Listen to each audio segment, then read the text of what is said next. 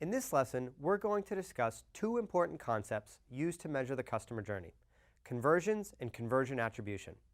One of the most important concepts in digital analytics is the idea of macro and micro conversions. A macro conversion occurs when someone completes an action that's important to your business. For example, if you're an e-commerce company, the most important macro conversion is usually a transaction. A micro conversion is also an important action, but it does not immediately contribute to your bottom line. It's usually an indicator that a user is moving towards a macro conversion. It's important to measure micro conversions because it helps you better understand where people are on the journey to conversion.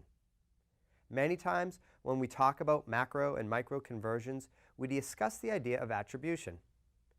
Simply put, attribution is assigning credit for a conversion. We want to assign credit to our marketing channels in order to understand the return on our marketing investment for each specific channel. If we spend $100 on a marketing activity, our hope is that we will generate more than $100 in revenue. The most common type of attribution is called last-click attribution. Last-click means that all of the value associated with the conversion is assigned to the last marketing activity that generated the revenue. The last marketing activity gets all the credit. We've used last-click attribution for many years because it's the best measurement we've had. But we're now able to look at all of the marketing activities that helped generate each conversion.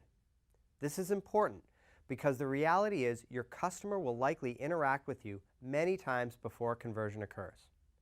How do we understand the value of those other marketing channels prior to conversion? We use the concept of an assist.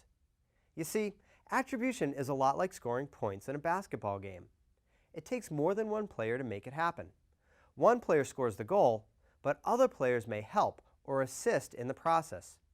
If you were coaching a basketball team, you'd want to understand which of your players score goals and which of your players assist in the scoring. This helps you understand how your team works together to be more successful. It's the same in online marketing. If you think of the marketing channels as your players, some make assists and some score goals. To properly understand the value of each channel, you need to know which role it's played in the customer's journey to conversion.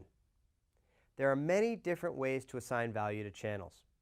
Rather than assign all of the value to the last channel, you might want to assign all of the value to the first channel, the one that started the user on the customer journey.